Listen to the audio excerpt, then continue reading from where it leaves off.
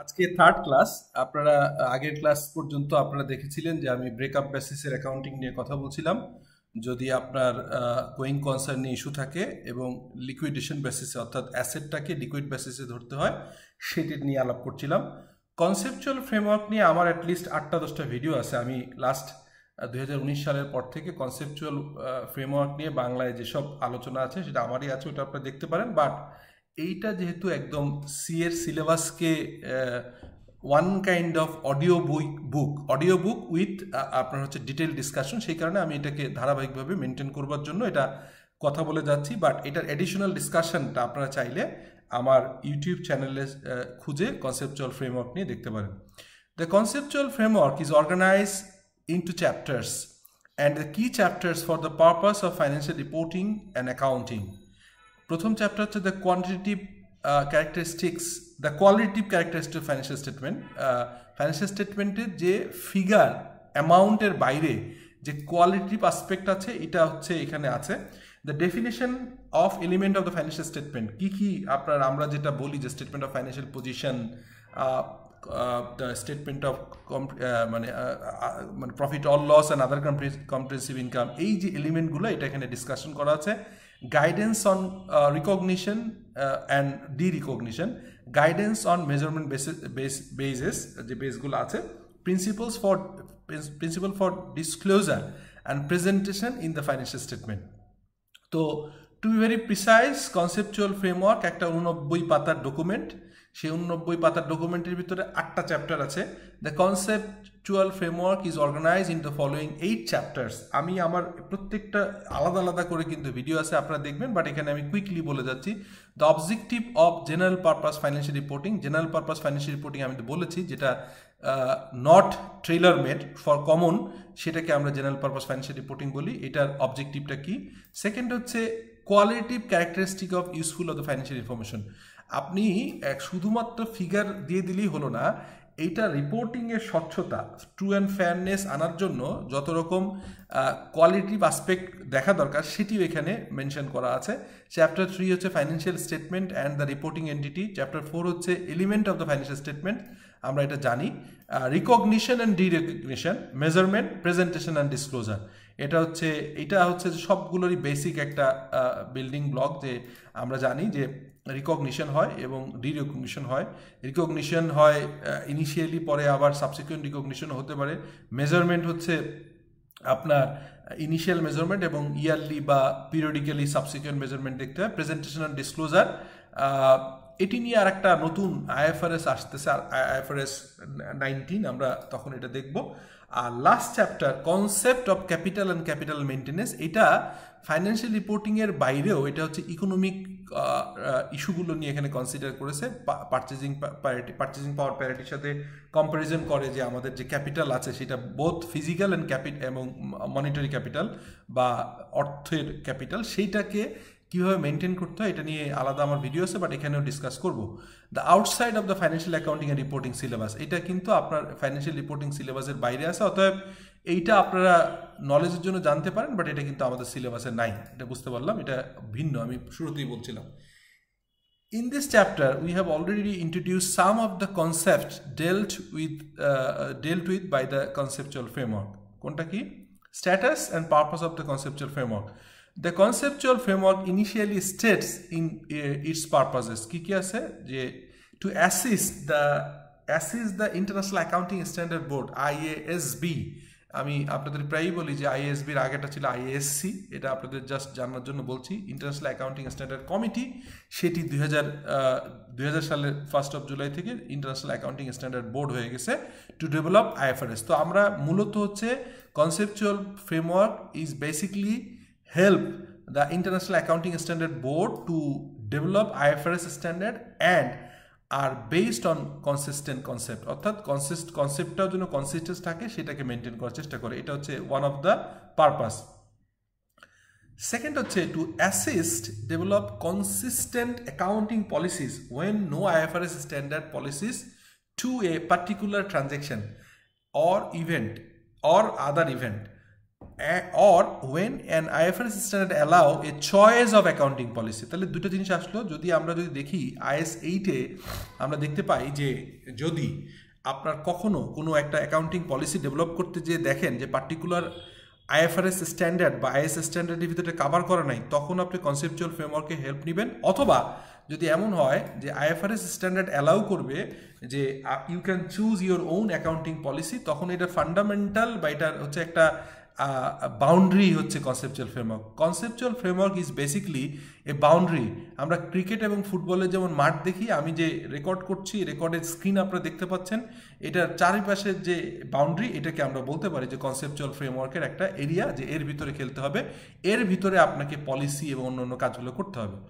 তারপর হচ্ছে C, to assist all parties to understand and interpret IFRS standard. এটা আপনার হচ্ছে অল পার্টি, এটা আপনার যাতে সবাই যাতে এটাকে আন্ডারস্ট্যান্ড করতে পারে এবং ইন্টারপ্রেট ব্যাখ্যা করতে পারে। The conceptual framework is not an IFRS standard. Conceptual framework কিন্তু itself not an accounting standard or IFRS standard, but এটা কনসেপ্ট, এটাই হচ্ছে fundamental basic building block of accounting, especially basic building block of IFRS. The conceptual framework is not an IFRS standard and so does not overrule by individual IFRS standard. So IFRS conceptual framework যেহেতু specific কিছু না, অতএব এইখানের general আলোচনা কখনো specific IFRS কে আপনার হচ্ছে overrule করবে না। In the rare cases of conflict between IFRS standard and conceptual framework, the IFRS standard will prevail. আমি যেটা বললাম, যেহেতু conceptual framework is not a direct standard, সেই কারণে যদি কোনো জায়গায় রেয়ার কেসে হবে না, এটা হওয়ার সম্ভাবনা খুবই কম। সোফার আমি তেমন কিছু পাইনি যেটা কনফ্লিক্ট করে। শুধুমাত্র যদি আপনি যে লাস্ট নাম্বার যে ইয়েটা concept of capital maintenance economic sense থেকে এটা আসছে, FSB রিকমেন্ডেশন অনুযায়ী IASB এটা এনেছে, তো সেরকম দু একটা ক্ষেত্র ছাড়া IFRS এর সরাসরি স্ট্যান্ডার্ডের সাথে কখনোই কনফ্লিক্ট করবার কথা না। বাট রেয়ার ক্ষেত্রে যদি কোনো রকম কনফ্লিক্টিং সিচুয়েশন তৈরি হয়, তাহলে প্রিভেল করবে হচ্ছে স্ট্যান্ডার্ড, মানে IFRS পার্টিকুলার স্ট্যান্ডার্ডটা প্রিভেল করবে। তাহলে এবার আসেন 4.3 chapter 1, objective of general purpose financial reporting. The conceptual framework state that the objective of general purpose financial reporting is two provide information about the reporting entity that is useful to existing and potential investor. তাহলে আপনাকে বুঝতে হবে যে আপনি financial reporting করছেন কাদের জন্য, যে আপনি ইনফরমেশন প্রোভাইড করবেন কাদেরকে, এক্সিস্টিং শেয়ার হোল্ডার এবং পটেনশিয়াল শেয়ার হোল্ডার, অর্থাৎ এক্সিস্টিং ইনভেস্টর এবং পটেনশিয়াল ইনভেস্টরদেরকে আপনি হচ্ছে ইনফরমেশন দিবেন। Lenders and other creditor in making decision about providing a resources to the entity. Conceptual ফ্রেমওয়ার্কে প্যারা 2.1, অর্থাৎ এখানে বলা আছে যে কনসেপচুয়াল ফ্রেমওয়ার্কের অবজেক্টিভ হচ্ছে to provide information to the investors, current and potential, lenders, creditors, so that এই ইনফরমেশনকে বেস করে তারা তাদের ডিসিশন মেকিং করতে পারে, যাতে করে তারা এই অর্গানাইজেশনে লোন দিবে কিনা, ইনভেস্টমেন্ট করবে কিনা, শেয়ার কিনবে কিনা, তাদের কাছে প্রোডাক্ট সেল করবে কিনা, অথবা বাকিতে সেল করবে কিনা, that is decided by that is one of the objective. Second হচ্ছে those include decision about buying, selling and holding equity and debt instrument, অর্থাৎ আপনি একটা কোম্পানির শেয়ার বা বাই সেল করবেন কিনা, বা তার ইকুইটি অর্থাৎ শেয়ার অথবা ডেট অর্থাৎ হচ্ছে বন্ড বা আপনার ডিভেঞ্চার কিনবেন না, এইটা ডিসিশন মেকিংয়ে হেল্প করবে হচ্ছে এই ফাইন্যান্সিয়াল রিপোর্টিং। সেকেন্ড হচ্ছে providing or settling loans and other form of credit. কখনো যদি একটা অর্গানাইজেশনের লোন নিতে হয় অথবা পরিশোধ করতে হয়, সেইটার ইনফরমেশনগুলো কিন্তু জেনারেল পারপাস ফাইন্যান্সিয়াল স্টেটমেন্ট থেকে আপনি পাবেন। থার্ড হচ্ছে exercising right to vote on or otherwise influence management action that effect the use of the entities economic resources. অর্থাৎ এখানে আরেকটা জিনিস, সেটা হচ্ছে যে আমরা জানি যে একটা কোম্পানি যখন আরেকটা কোম্পানি শেয়ার হোল্ডিং করে, তখন হচ্ছে 0 থেকে 20% পর্যন্ত হোল্ড করলে এটাকে আমরা বলি কস্ট মডেলে অ্যাকাউন্টিং করতে হয়। সাধারণত 20 থেকে 50% পর্যন্ত আমরা ইনফ্লুয়েন্স বলি, যে আপনার যেটাকে হচ্ছে অ্যাসোসিয়েট কোম্পানি বলে অ্যাজ পার IAS 28। আর যদি কন্ট্রোল চলে যায়, অর্থাৎ মোর দ্যান 50% হোল্ডিং করে, তখন এটাকে আমরা বলি কন্ট্রোল, অর্থাৎ একটা কোম্পানি আরেকটা কোম্পানির সাবসিডিয়ারি হয়ে যায়, প্যারেন্ট সাবসিডি রিলেশনশিপ হয়। এই ডিসিশন মেকিংয়ের জায়গাটাতেও ভোটিং এই রিপোর্টিং ইজ ইম্পর্টেন্ট। হ্যাঁ, these user need information about the economic resource of the entity. Economic resource মানে হচ্ছে asset, claims against the entity মানে liability, external liability especially, হ্যাঁ, and the change in those resource and claims। অর্থাৎ আমরা সারা বছর income statement বা income statement বা profit or loss and other companies ইনকামে আমরা দেখতে পাই যে একটা অর্গানাইজেশন তাদের অ্যাক্টিভিটিসের মাধ্যমে তাদের অ্যাসেট কতটুকু বেড়েছে অথবা লাইবিলিটি কতটুকু কমেছে বা বেড়েছে। এই রিফ্লেকশনটা is also provided by the general purpose financial statement বা financial statement. How efficiently and effectively the entities management have discharged their responsibility to user of the financial resources, অর্থাৎ entities financial resources, অর্থাৎ ম্যানেজমেন্টের ডিসিশনটা right or wrong, তারা কি অনেক বেশি নন productive asset নিয়ে বসে আছে, নাকি তারা হচ্ছে প্রপার হচ্ছে রিটার্ন অন অ্যাসেট দেখছে, রিটার্ন অন লাইবিলিটি দেখছে। হ্যাঁ, এই জিনিসগুলো হচ্ছে আপনি অ্যানালাইসিস করতে গেলে আপনার জেনারেল পারপাস ফাইন্যান্সিয়াল স্টেটমেন্ট লাগবে। Information about the entities economic resources and claim against it helps user to assess the entity's liquidity and solvency and its likely needs to be additional financing. যদি আপনি একটা অর্গানাইজেশনের এইসব general purpose financial accounting financial reporting যখন দেখবেন তখন আপনি এটাকে নিয়ে রেশিও অ্যানালাইসিস করতে পারবেন। এই রেশিও অ্যানালাইসিসের ভিতরে কিছু রেশিও আছে, লিকুইডিটি, সলভেন্সি, এটা দেখে আপনি বুঝতে পারবেন যে ওই অর্গানাইজেশন ফার্দার কোনো ফাইন্যান্সিং লাগবে কিনা, বোথ আপনার debt or equity. Information about a reporting entity's financial performance. The changes in the economic resource and claim helps user to understand the return that the entity has produced on its economic resources. This is an indicator of how efficiently and effectively management had used the resources of the entity and it helpful in producing future return. অর্থাৎ আপনি কিন্তু এই financial statement দেখে আপনি as a analyst, as a potential investor বুঝতে পারবেন যে এই অর্গানাইজেশনের ম্যানেজমেন্ট কত প্রুডেন্টলি ডিসিশন নিচ্ছে, যাতে করে তাদের অ্যাসেটগুলো ইউজ করে ফার্দার প্রফিট করছে কি করছে না, নাকি খারাপ কিছু করছে। সো সেই জিনিসগুলো কিন্তু আপনি বুঝতে পারবেন। The conceptual framework makes it clear that these information should be prepared on a accrual basis. তার মানে কনসেপচুয়াল ফ্রেমওয়ার্কে ক্লিয়ার বলেছে যে আমাদের ফাইন্যান্সিয়াল স্টেটমেন্ট প্রিপেয়ার করতে হবে অ্যাক্রুয়াল বেসিসে। Information about reporting entities cash flow during a period also helps user assess the entity's ability to generate future net cash inflows and gives user a better understanding of its operation. অর্থাৎ যখনই আপনি financial statement তৈরি করবেন reporting entities এবং যখন আপনি এই conceptual ফ্রেমওয়ার্কের সব কিছু গাইডলাইন্স এবং IS/IFRS কমপ্লাই করবেন, তখন কিন্তু ফাইন্যান্সিয়াল স্টেটমেন্ট ইউজাররা বুঝতে পারবে যে এই অর্গানাইজেশনের ফিউচার ক্যাশ জেনারেটিং অ্যাক্টিভিটিস কেমন হতে পারে। তারা কি ক্যাশ জেনারেটিং হবে, অর্থাৎ তারা কি ক্যাশ লিকুইডিটি ভালো থাকবে, নাকি ফিউচার ইয়ারগুলোয় ক্যাশ ক্রাঞ্চ করবে। সো এটা important. 4.4 chapter 2 Qualitative characteristics of useful financial information.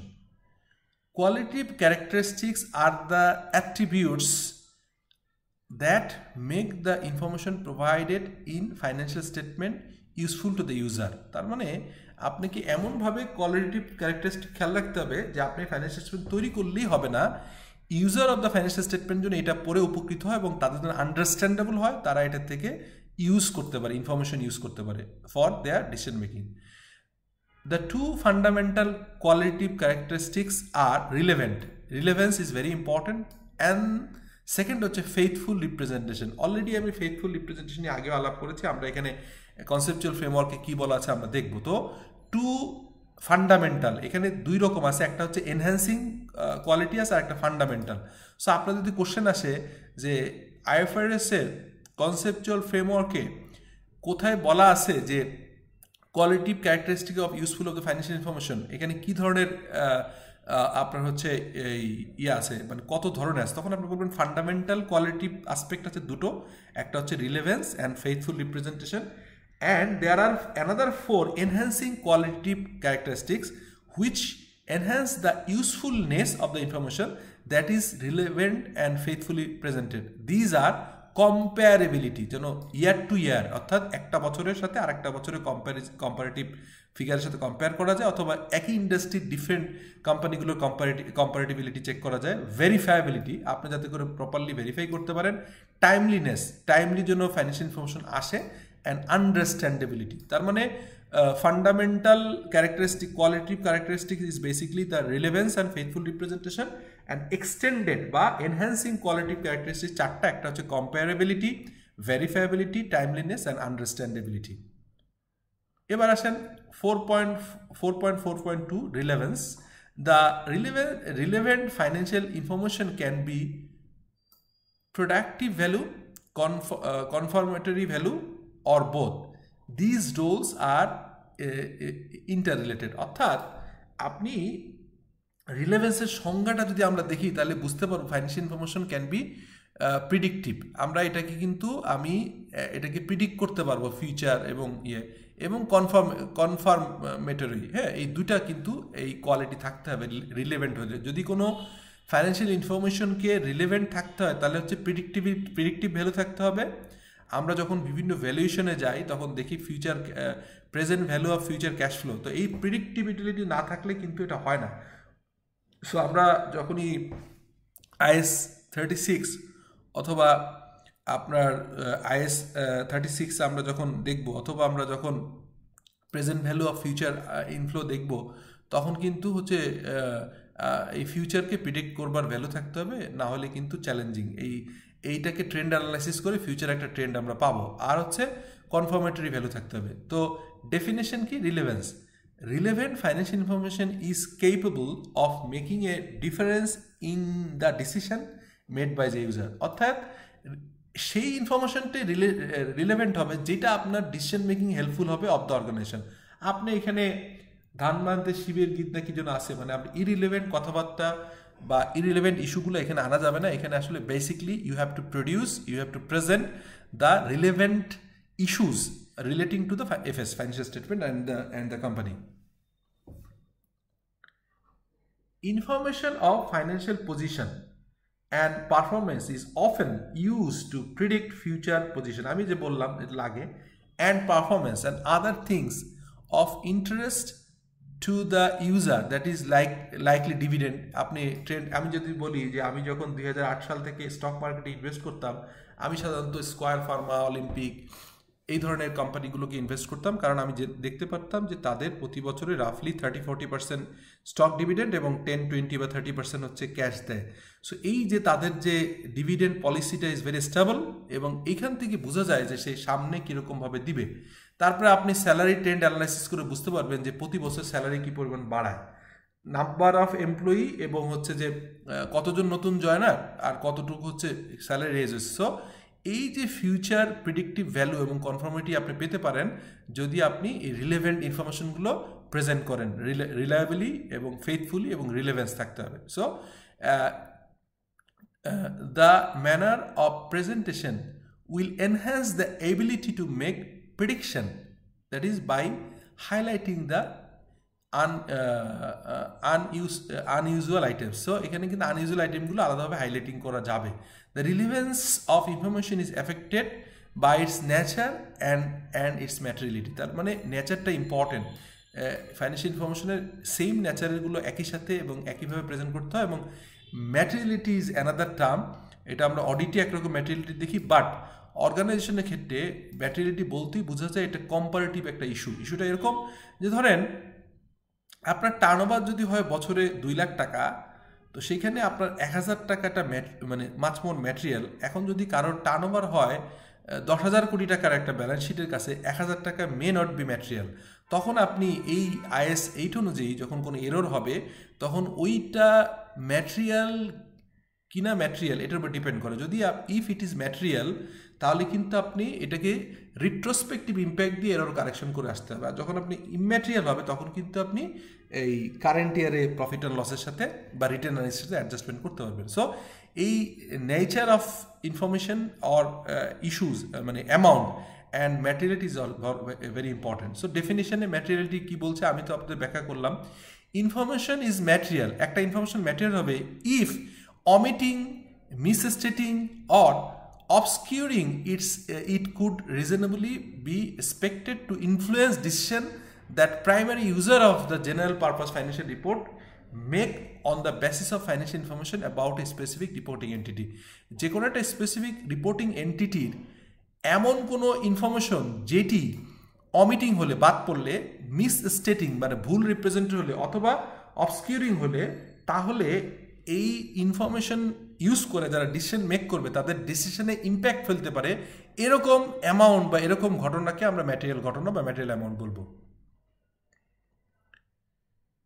Information may be judged অর্থাৎ বিচার করা হবে as material either by its value, অনেক সময় ভ্যালু দিয়ে, আমি একটু ভ্যালুর উদাহরণ দিলাম, that is large transaction that influence the amount of the financial transaction recorded, or because of its nature that is remuneration of the management. এখন ধরেন একজন ম্যানেজমেন্টের স্যালারিতে ম্যানেজমেন্টের একজন স্টাফ উনি লেটস সে 3 লাখ টাকা স্যালারি পায়। এখন ভুলে অথবা ইন্টেনশনালি তার স্যালারি যদি 5,000 টাকা বাড়ে 3,000 টাকা, যেটা অ্যাপ্রুভাল না, সো এখানে কিন্তু অ্যামাউন্ট ইম্পর্টেন্ট না, but significance of this amount, nature of this amount is important, because এখানে কিন্তু তার প্রফেশনাল ইথিক্স এবং হচ্ছে জিনিসগুলো জড়িত। সো অ্যামাউন্টের বেসিসে ম্যাটেরিয়াল হয় অনেক সময় কোনো একটা সাবজেক্ট ম্যাটার বা টপিক্সের গুরুত্ব বিবেচনায় বা ওই খরচের মানে খরচ অথবা আয়ের গুরুত্ব বিবেচনায় এটা কিন্তু নেচারের উপরে এটাকে ম্যাটেরিয়াল হয়ে যায়। সো তাহলে বললাম information may be just as material either by the values, the large transaction that influence the amount of the financial transaction recorded, or because its nature that is remuneration of management, or both, দুটি হতে পারে। যে আপনি amount important, সঙ্গে সঙ্গে এটা আবার material in terms of value, material in terms of nature, দুটোই হতে পারে। ম্যাটেরিয়ালিটি ইজ নট কোয়ালিটিভ ক্যারেক্টারিস্টিক, এটা কিন্তু কোয়ালিটিভ ক্যারেক্টারিস্টিক না, এটা হচ্ছে কোয়ান্টিটিভ। হ্যাঁ, like relevance or faithful representation, এটা তো ডিফারেন্ট। হ্যাঁ, এটা কিন্তু ম্যাটেরিয়ালিটি is a very specific issue, এটা কিন্তু কোয়ালিটিভ অ্যাসপেক্ট না, because it merely A threshold or cut off point. It should not be noted that materiality is an entity-specific assessment, and that these will vary between companies, and that there is no designated threshold for the definition of materiality. আচ্ছা, ম্যাটেরিয়ালিটির থ্রেশহোল্ডটা আসলে আপনি একদম সার্বজনীন বা সবার জন্য সমান করতে পারবেন না। Context of the transaction, balance sheet size and company to company, situation value করবে, সিচুয়েশন টু সিচুয়েশন এটাকে আপনার ডিফার করবে, এটাকে ভ্যারি করবে। Faithful representation, financial reports represent economic phenomena in words and number. To be useful, financial information must not only represent relevant phenomena but must faithfully represent the substance of the phenomena that it purport or represent. The user must be able to depend on being a faithful representation. Faithful representation কিন্তু আগে আমরা দেখেছি, faithful representation বোঝাই যায় যে আপনার শুধু economic phenomena, financial report represent the economic phenomena, it words and number, এটা টু বি ইউজফুল, এটা ইউজফুল হবে। Financial information must not only represent relevant phenomena but also faithful representation in substance, অর্থাৎ আপনার ফ্যাক্ট শুধুমাত্র আইন দিয়ে হবে না, এটা সাবস্টেন্সটা বুঝতে হবে এবং কনটেক্সটে বুঝতে হবে যে আপনি আউটরাইট ফেথফুল কিনা। অনেক সময় দেখা যায় যে পেপারগুলো এমনভাবে সাজানো দেখে মনে হবে লিগ্যালি বা আইনে ধরতে পারছেন না, কিন্তু এইখানে এসে ফরেন্সিক বা এই ধরনের ইনভেস্টিগেটিভ ফিগারে দেখা যায় যারা যত পেপার ওয়ার্কই করা হোক না কেন ভিতরে একটা ফ্রডুলেন্ট অ্যাক্টিভিটি হয়েছে। সো আপনি আউটরাইট শুধু মানে ফেসে এসে খুব সুন্দর ডকুমেন্টেশন করলে নট নেসেসারিলি, আপনাকে আসলে ফেথফুল, আপনাকে কনফার্ম করতে হবে যে এখানে কোনো ফ্রড অথবা এরর অথবা কিছু নাই। তো faithful representation is very important. Definition of faithful representation আগে আমরা বলেছি, perfect faithful representation should be complete, একদম complete neutral and free from error. অর্থাৎ আপনি একটা তথ্য দিলেন যে একটা অ্যাসেট কিনেছেন, কোত্থেকে কিনেছেন, এটা আনক্লেম ট্রানজ্যাকশন হয়েছে কিনা, প্রপারলি রেকর্ড করেছি না, এই কমপ্লিটনেস ইজ ভেরি ইম্পর্টেন্ট। আবার নিউট্রাল, আপনি চাকরি করেন, একজন ডিরেক্টরের পক্ষে যায় এমনভাবে রিপ্রেজেন্ট করলেন, এই নিউট্রালিটি নষ্ট হলে এটাকে ফেথফুল বলা যাবে না। আর ফ্রি ফ্রম এরর, এরর তো বাদ দিতেই হবে। তার মানে ফেথফুলের ডেফিনিশনে আমরা কিন্তু এই জিনিসটা পেলাম যে ফেথফুল রিপ্রেজেন্টেশন বলতেই যে perfectly faithful representation should B কি হবে, তাকে কমপ্লিট হতে হবে। ইনকমপ্লিট কিছু নিয়ে আমি এটা ফেথফুল রিপ্রেজেন্টেশন বলতে পারবো না। নিউট্রাল হইতে হবে, অর্থাৎ কারোর প্রতি বায়াসনেস শো করা যাবে না, আনবায়াস হলেই এটা নিউট্রাল হবে। আর free from any error. A complete depiction includes all information necessary for a user to understand the information being depicted, including all necessary description and explanation. এটাও কিন্তু এই কমপ্লিটনেসের ভিতরে একটা ইম্পর্টেন্ট, যে আপনাকে ডিসক্লোজ করতে হবে। এ নিউট্রাল ডিপিকশন, নিউট্রাল বলতে কি বোঝাবে, is without bias in the selection and presentation of the financial information. একটু আগে আমি বললাম যে আপনি কোনোভাবেই বায়াস হইতে পারবে, আনবায়াস হইতে হবে in terms of selection and presentation of financial information. This means that information must not be manipulated in any way in order to influence the decision of the user. Neutrality is supported by the existence of the prudence. অর্থাৎ neutrality শুধুমাত্র বললেই হবে না, এটাকে supported হইতে হবে by the exercise of prudence. আপনি সতর্কভাবেই কিন্তু আপনাকে নিউট্রাল হইতে হবে, আপনাকে এটা ডিক্লেয়ার করতে হবে।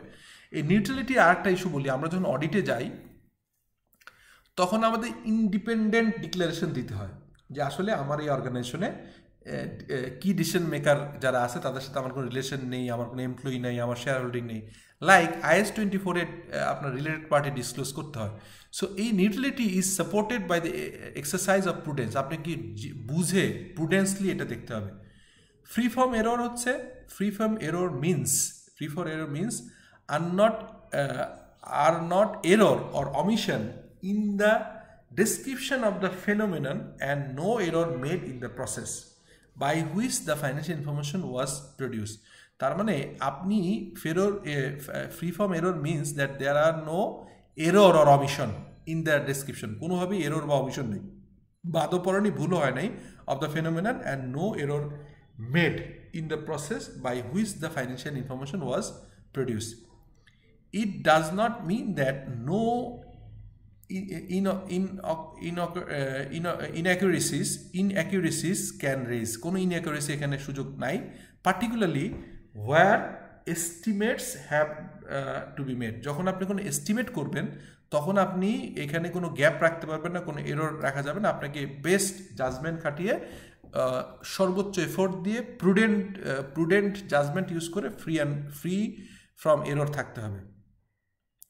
ডিয়ার রেসপেক্টেড স্টুডেন্ট পার্টিসিপেন্টস, আমি এই আপনাদের হচ্ছে যে প্রফেশনাল লেভেলের ফাইন্যান্সিয়াল অ্যাকাউন্টিং অ্যান্ড রিপোর্টিংয়ের যে সেশনগুলো নিচ্ছিলাম, খুব এলাবোরেটলি ডিসকাস করছি ওয়ান কাইন্ড অফ অডিও বুকের মতো। বাট আমার কাছে কেন জানি মনে হয় যারা এটা রেগুলার শুনবেন তাদের ফান্ডামেন্টালটা খুব স্ট্রং হবে, এবং যারা নেক্সট পরীক্ষায় বসবেন তাদের হচ্ছে অনেক দেখবেন যে অঙ্ক করছেন, অনেক কিছুই করছেন, বাট বেসিক ফান্ডামেন্টাল ইস্যুতে আপনাদের নলেজ গ্যাপ থাকলেও থাকতে পারে। এভাবে আপনারা দেখেন, তাহলে হোপফুলি আমরা যখন পড়ি আমরাও কিন্তু অনেক কিছু নতুন লাগে এখনও, এত IS/IFRS নিয়ে কথা বলার পরেও।